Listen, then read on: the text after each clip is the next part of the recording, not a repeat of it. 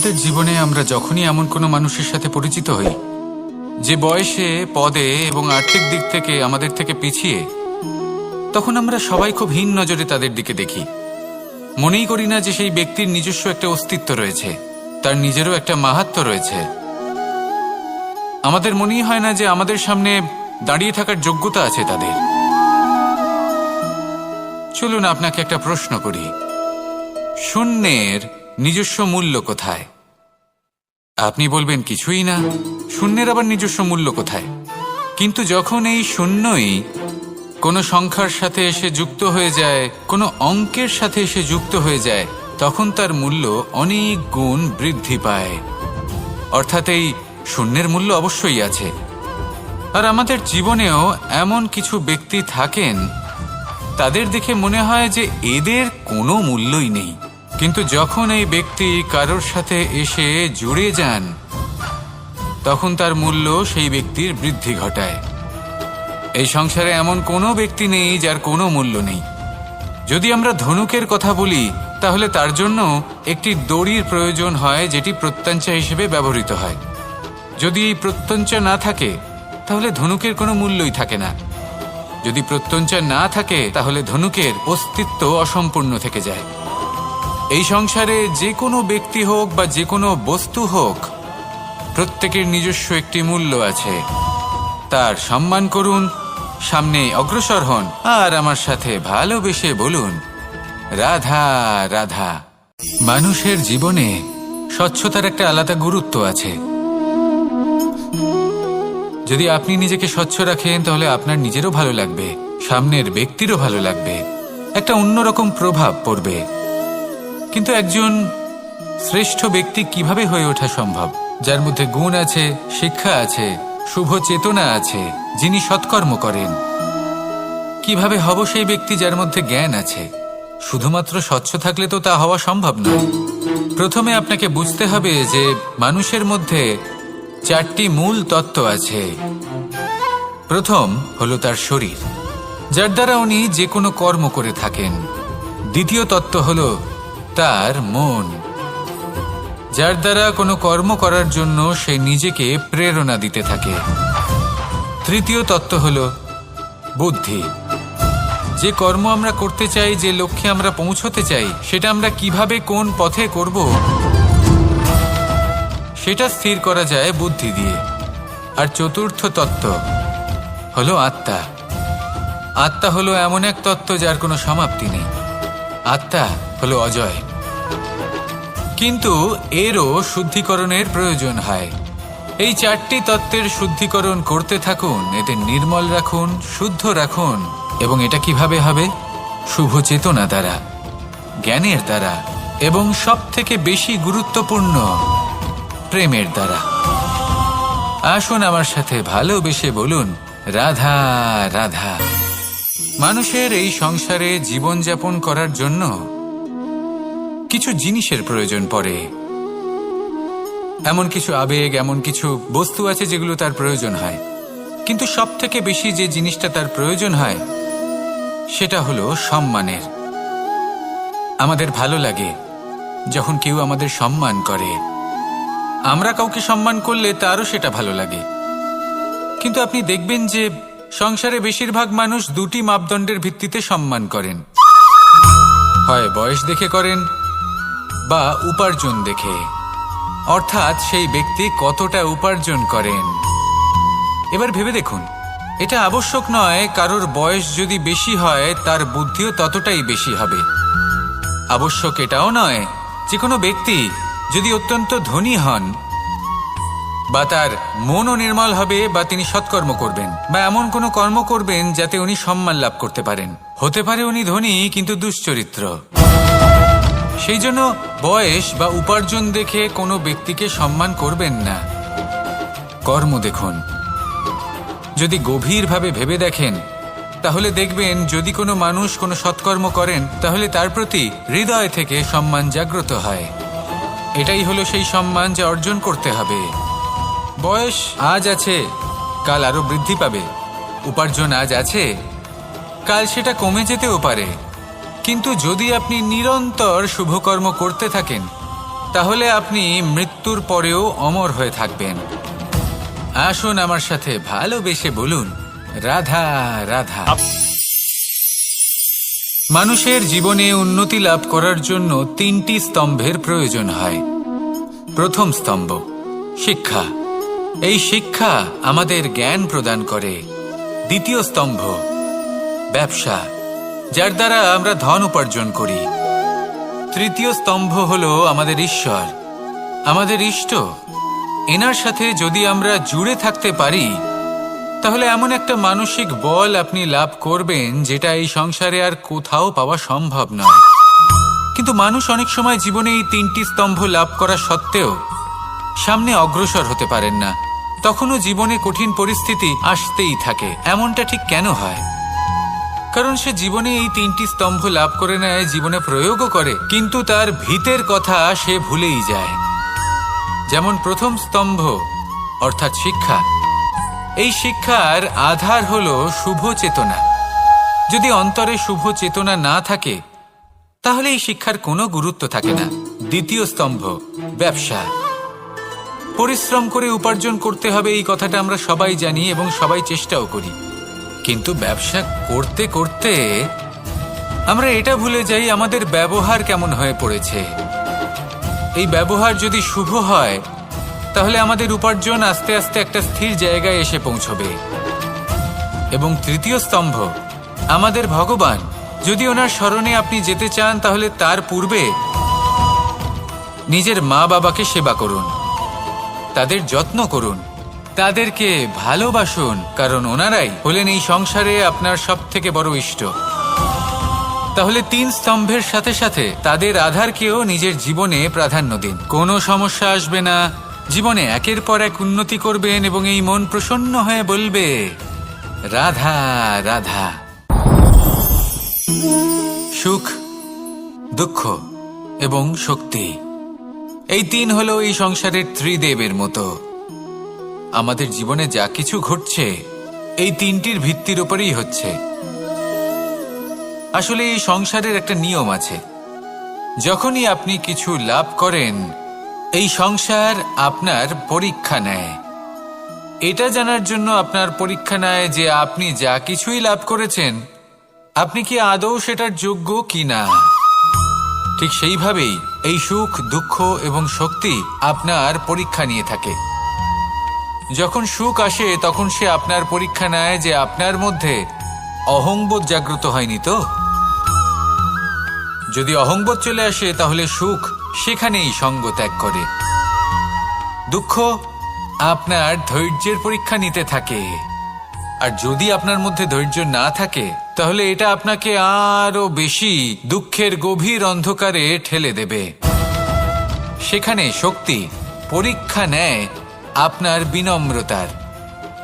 যদি আপনি বিনম্র না হন, তাহলে হয় এই শক্তি আপনার সঙ্গ ত্যাগ করবে, নয় এই শক্তি বিনম্রতার অভাবে আপনার পতনের কারণ হতে পারে। এই সংসারে যে কোনো ব্যক্তি যিনি এই পরীক্ষায় উত্তীর্ণ হয়ে থাকেন, এই জীবনে তিনি সাফল্য লাভ করেন। আসুন আমার সাথে ভালোবেসে বলুন, রাধা রাধা। ভয়ের সাথে আমরা সবাই পরিচিত, কষ্টও আমরা সবাই পেয়েছি। কখনো কখনো আমরা অসুস্থ হয়ে পড়ি, আর এমন সময় হলে মাতার মমতা, কখনো বাবার স্নেহ, কখনো বন্ধুদের পাশে থাকার অনুভূতি আমাদের রোগ নিরাময়ে সাহায্য করে। কখনো যদি আমরা নিরাশ হয়ে পড়ি, তখন যদি আমাদের কোনো আপনজন আমাদের দুটো ভালো কথা বলে, তখন আমাদের মনোবল বেড়ে যায়।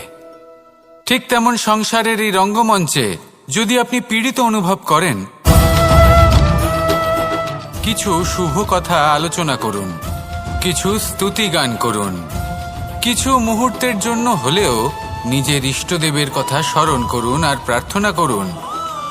সাহস বাড়বে, শক্তিও বৃদ্ধি পাবে এবং সামনে এগিয়ে চলার পথও দেখতে পাবেন। তখন এই মন প্রসন্ন হয়ে বলবে, রাধা রাধা।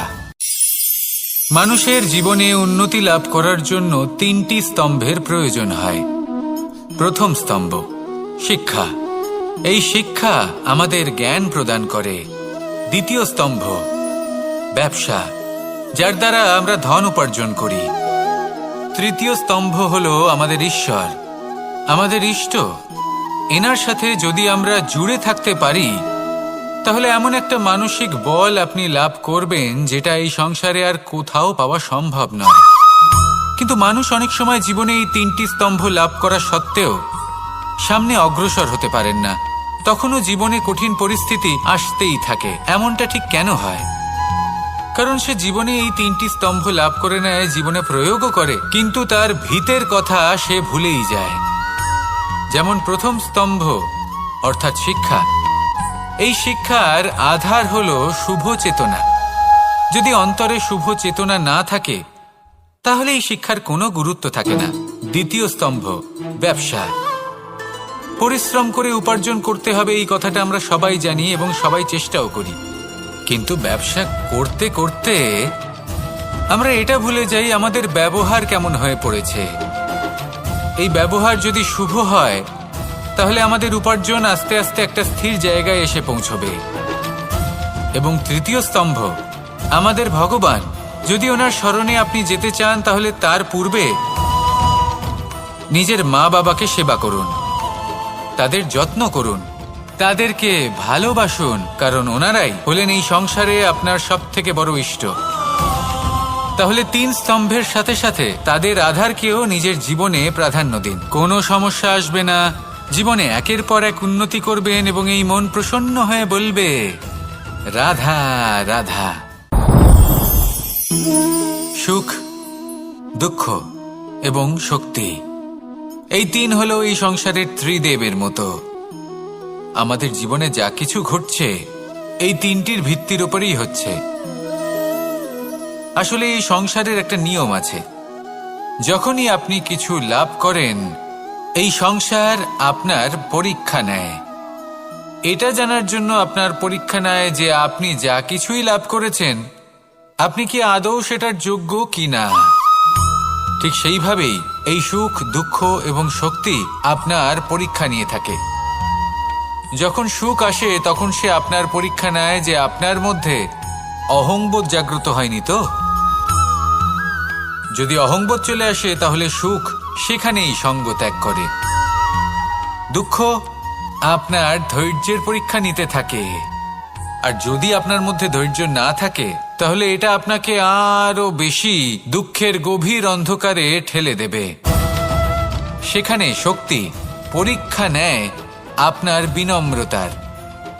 যদি আপনি বিনম্র না হন, তাহলে হয় এই শক্তি আপনার সঙ্গ ত্যাগ করবে, নয় এই শক্তি বিনম্রতার অভাবে আপনার পতনের কারণ হতে পারে। এই সংসারে যে কোনো ব্যক্তি যিনি এই পরীক্ষায় উত্তীর্ণ হয়ে থাকেন, এই জীবনে তিনি সাফল্য লাভ করেন। আসুন আমার সাথে ভালোবেসে বলুন রাধা রাধা। ভয়ের সাথে আমরা সবাই পরিচিত, কষ্টও আমরা সবাই পেয়েছি। কখনো কখনো আমরা অসুস্থ হয়ে পড়ি, আর এমন সময় হলে মাতার মমতা, কখনো বাবার স্নেহ, কখনো বন্ধুদের পাশে থাকার অনুভূতি আমাদের রোগ নিরাময়ে সাহায্য করে। কখনো যদি আমরা নিরাশ হয়ে পড়ি, তখন যদি আমাদের কোনো আপনজন আমাদের দুটো ভালো কথা বলে, তখন আমাদের মনোবল বেড়ে যায়। ঠিক তেমন সংসারের এই রঙ্গমঞ্চে যদি আপনি পীড়িত অনুভব করেন, কিছু শুভ কথা আলোচনা করুন, কিছু স্তুতি গান করুন, কিছু মুহূর্তের জন্য হলেও নিজের ইষ্টদেবের কথা স্মরণ করুন আর প্রার্থনা করুন। সাহস বাড়বে, শক্তিও বৃদ্ধি পাবে এবং সামনে এগিয়ে চলার পথও দেখতে পাবেন। তখন এই মন প্রসন্ন হয়ে বলবে রাধা রাধা।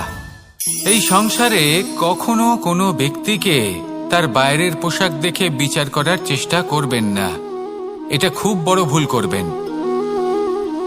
যেমন আমরা জীবনে অনেক সময় এমন করি, ধরুন কোথাও একটা গাছ দেখলাম, খুব বিশাল আকারের একটা গাছ, যেটা মাটির থেকে অনেক উঁচুতে পৌঁছে গেছে, যার বিশাল শাখা আছে। সেগুলো দেখে আমরা ভাবি যে এই গাছে হয়তো কত সুস্বাদু ফল আছে। আমরা সেই গাছের পরিচর্যা করতে থাকি, আবার অন্যদিকে হলো একটি তৃণ, যেটা মাটি থেকে কিছুটা উঁচুতে পৌঁছেছে, কিন্তু সেই তৃণর নিচে, মাটির নিচে অত্যন্ত সুস্বাদু ফল বা সবজি জন্ম নেয়, যা আমাদের স্বাস্থ্যের পক্ষে অত্যন্ত উপকারী।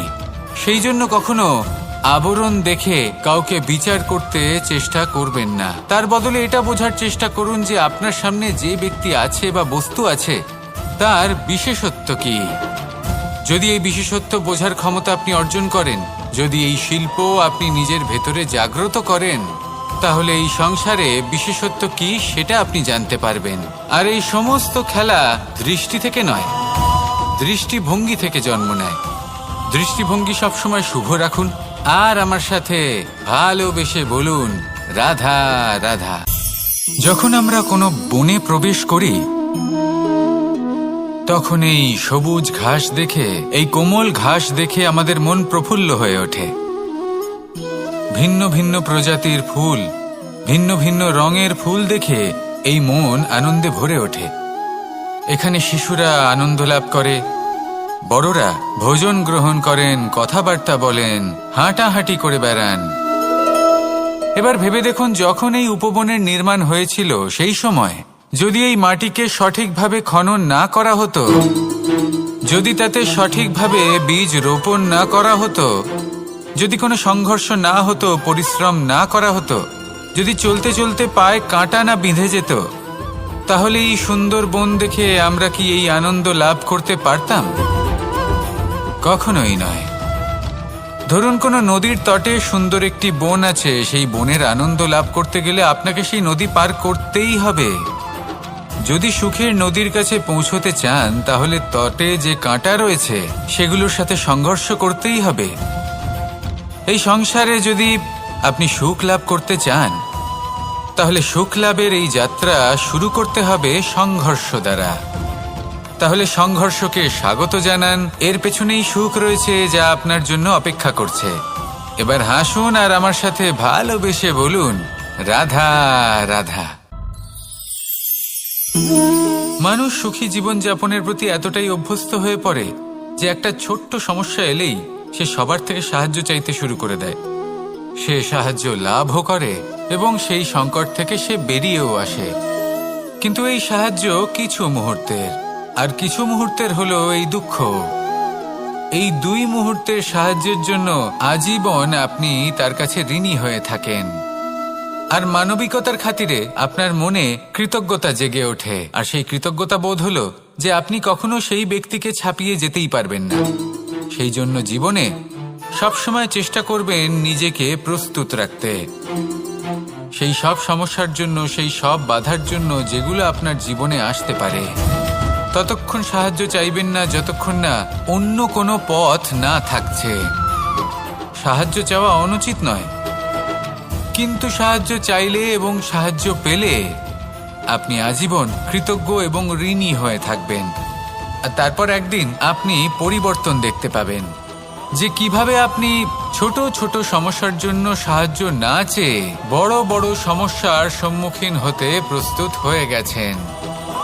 এটাই হলো সংসারের নীতি। এটাই পালন করুন আর আমার সাথে ভালোবেসে বলুন, রাধা রাধা। আপনি কখনো কাউকে পর্বতে আরোহণ করতে দেখেছেন? বা আপনি কখনো নিজে কোনো পর্বতে আরোহণ করেছেন? করে থাকলে আপনি এই বিষয়ে অবশ্যই জানবেন যে যখন আমরা শিখরের দিকে এগোই, ওপরের দিকে এগিয়ে চলি, তখন আমাদের একটু ঝুঁকে পথ চলতে হয়। তখনই আমরা সেই পর্বত আরোহণ করতে পারি। কিন্তু যে ব্যক্তি নিচের দিকে ফিরে আসছেন, তিনি কিন্তু ঝুঁকে চলেন না, তিনি দৃঢ়ভাবে সোজা হয়ে নিচে নামেন। এই ভারসাম্য বজায় রাখার এই খেলাতে সংসারের একটা সার লুকিয়ে রয়েছে। যদি আপনিও জীবনে উঁচুতে উঠতে চান, শিখরে পৌঁছতে চান, তাহলে আপনাকেও নত হয়ে, বিনম্র হয়ে সামনে এগোতে হবে। সেখানে যদি আপনি বুক চিতিয়ে উদ্ধতভাবে অহংকার বোধ নিয়ে চলতে থাকেন, সেখান থেকেই আপনাকে নিচে নামতে হবে। কোনো ব্যক্তি তার বিনম্র স্বভাব দেখেই বোঝা যায় যে সেই ব্যক্তি সাফল্যের শিখর দেশে আরোহণ করছে নাকি নিচে তথা খাদের দিকে যাত্রা করছে। তাই সবসময় বিনম্র থাকুন, শ্রেষ্ঠ কর্ম করুন, পরিশ্রম করুন, আর আমার সাথে ভালোবেসে বলুন, রাধা রাধা। আমাদের জীবনে আমরা যখনই এমন কোনো মানুষের সাথে পরিচিত হই যে বয়সে, পদে এবং আর্থিক দিক থেকে আমাদের থেকে পিছিয়ে, তখন আমরা সবাই খুব হীন নজরে তাদের দিকে দেখি। মনেই করি না যে সেই ব্যক্তির নিজস্ব একটা অস্তিত্ব রয়েছে, তার নিজেরও একটা মাহাত্ম্য রয়েছে। আমাদের মনেই হয় না যে আমাদের সামনে দাঁড়িয়ে থাকার যোগ্যতা আছে তাদের। চলুন আপনাকে একটা প্রশ্ন করি, শূন্যের নিজস্ব মূল্য কোথায়? আপনি বলবেন কিছুই না। শূন্যের আবার নিজস্ব মূল্য কোথায়? কিন্তু যখন এই শূন্যই কোনো সংখ্যার সাথে এসে যুক্ত হয়ে যায়, কোনো অঙ্কের সাথে এসে যুক্ত হয়ে যায়, তখন তার মূল্য অনেক গুণ বৃদ্ধি পায়। অর্থাৎ এই শূন্যের মূল্য অবশ্যই আছে। আর আমাদের জীবনেও এমন কিছু ব্যক্তি থাকেন, তাদের দেখে মনে হয় যে এদের কোনো মূল্যই নেই। কিন্তু যখন এই ব্যক্তি কারোর সাথে এসে জুড়ে যান, তখন তার মূল্য সেই ব্যক্তির বৃদ্ধি ঘটায়। এই সংসারে এমন কোনো ব্যক্তি নেই যার কোনো মূল্য নেই। যদি আমরা ধনুকের কথা বলি, তাহলে তার জন্য একটি দড়ির প্রয়োজন হয়, যেটি প্রত্যঞ্চা হিসেবে ব্যবহৃত হয়। যদি এই প্রত্যঞ্চা না থাকে, তাহলে ধনুকের কোনো মূল্যই থাকে না। যদি প্রত্যঞ্চা না থাকে, তাহলে ধনুকের অস্তিত্ব অসম্পূর্ণ থেকে যায়। এই সংসারে যে কোনো ব্যক্তি হোক বা যে কোনো বস্তু হোক, প্রত্যেকের নিজস্ব একটি মূল্য আছে। তার সম্মান করুন, সামনে অগ্রসর হন, আর আমার সাথে ভালোবেসে বলুন, রাধা রাধা। মানুষের জীবনে স্বচ্ছতার একটা আলাদা গুরুত্ব আছে। যদি আপনি নিজেকে স্বচ্ছ রাখেন, তাহলে আপনার নিজেরও ভালো লাগবে, সামনের ব্যক্তিরও ভালো লাগবে, একটা অন্যরকম প্রভাব পড়বে। কিন্তু একজন শ্রেষ্ঠ ব্যক্তি কিভাবে হয়ে ওঠা সম্ভব? যার মধ্যে গুণ আছে, শিক্ষা আছে, শুভ চেতনা আছে, যিনি সৎকর্ম করেন। কিভাবে হব সেই ব্যক্তি যার মধ্যে জ্ঞান আছে? শুধুমাত্র স্বচ্ছ থাকলে তো তা হওয়া সম্ভব নয়।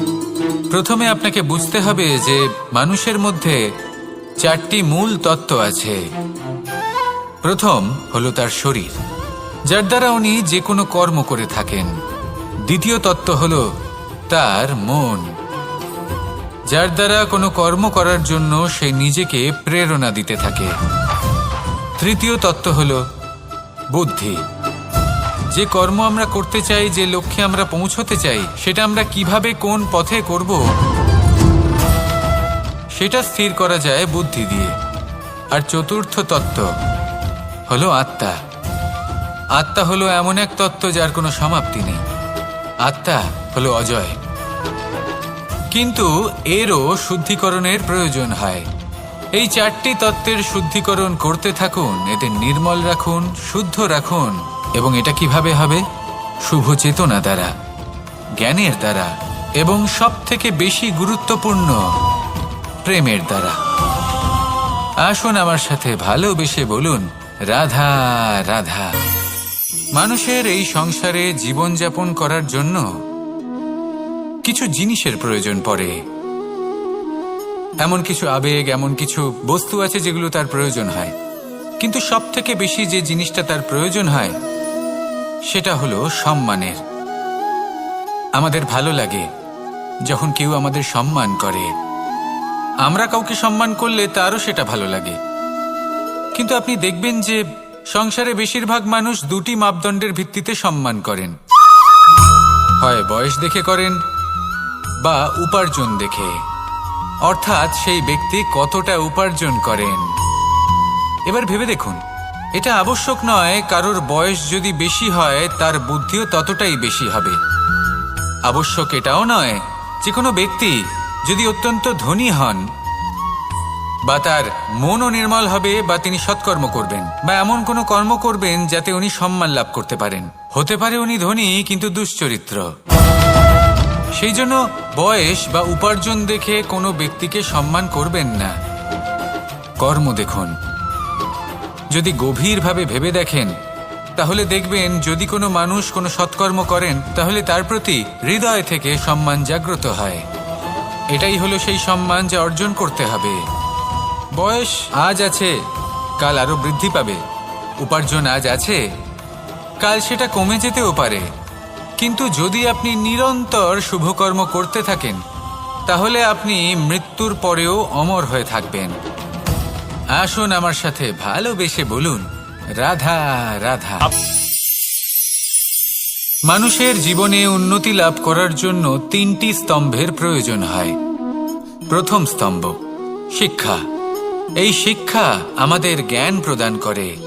দ্বিতীয় স্তম্ভ ব্যবসা, যার দ্বারা আমরা ধন উপার্জন করি। তৃতীয় স্তম্ভ হলো আমাদের ঈশ্বর, আমাদের ইষ্ট। এনার সাথে যদি আমরা জুড়ে থাকতে পারি তাহলে এমন একটা মানসিক বল আপনি লাভ করবেন যেটা এই সংসারে আর কোথাও পাওয়া সম্ভব নয়। কিন্তু মানুষ অনেক সময় জীবনে এই 3টি স্তম্ভ লাভ করা সত্ত্বেও সামনে অগ্রসর হতে পারেন না। তখনও জীবনে কঠিন পরিস্থিতি আসতেই থাকে। এমনটা ঠিক কেন হয়? কারণ সে জীবনে এই 3টি স্তম্ভ লাভ করে নেয়, জীবনে প্রয়োগও করে, কিন্তু তার ভিতের কথা সে ভুলেই যায়। যেমন প্রথম স্তম্ভ অর্থাৎ শিক্ষা। এই শিক্ষার আধার হলো শুভ চেতনা।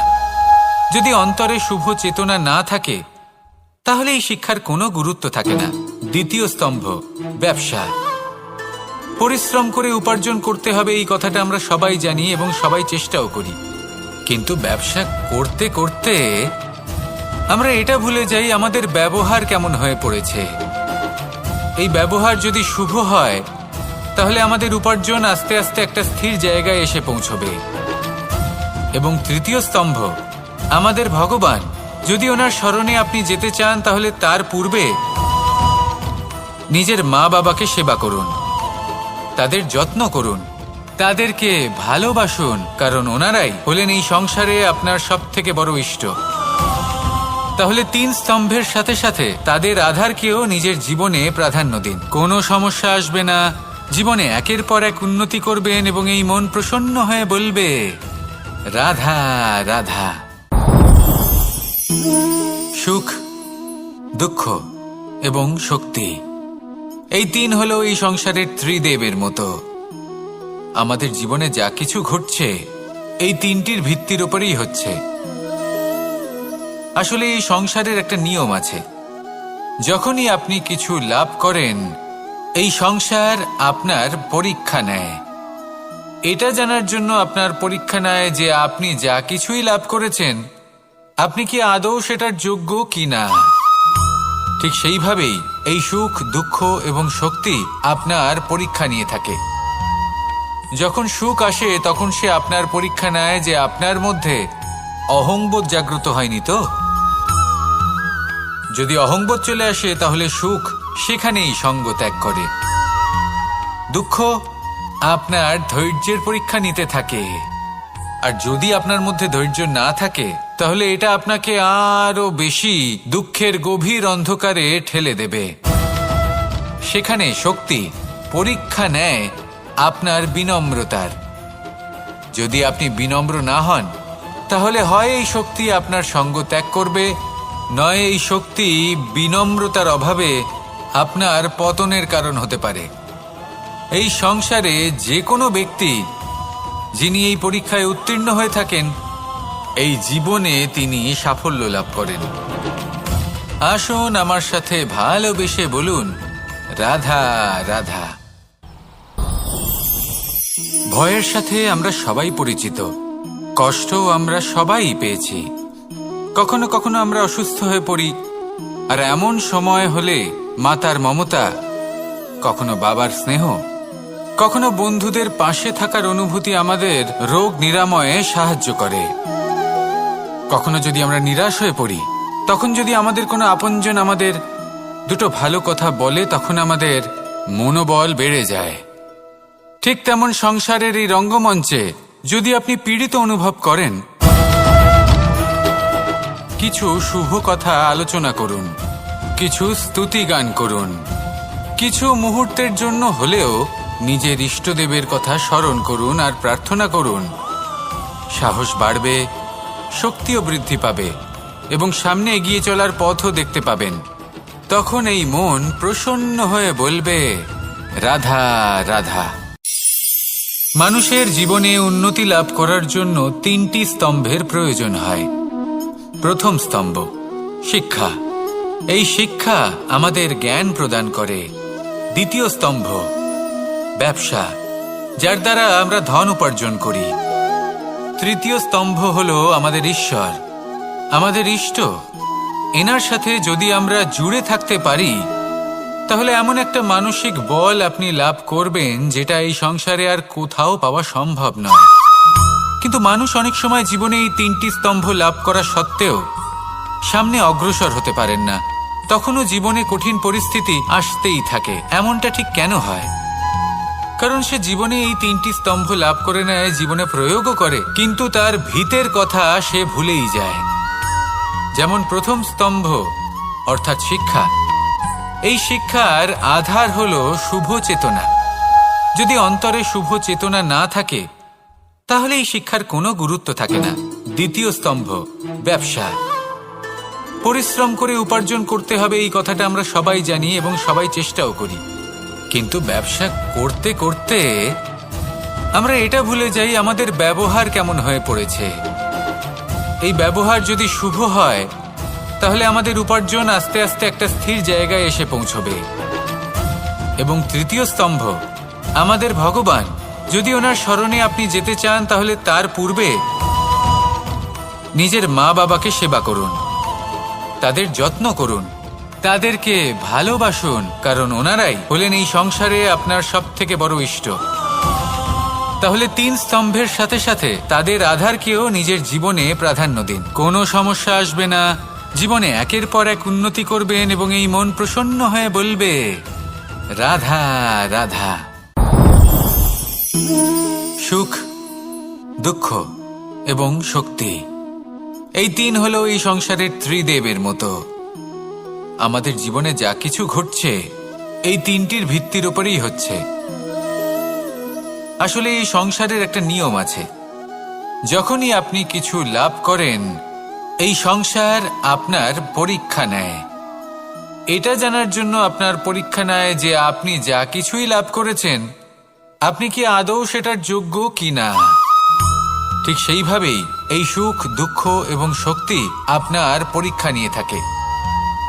যখন সুখ আসে তখন সে আপনার পরীক্ষা নেয় যে আপনার মধ্যে অহংবোধ জাগ্রত হয়নি তো। যদি অহংবোধ চলে আসে তাহলে সুখ সেখানেই সঙ্গ ত্যাগ করে।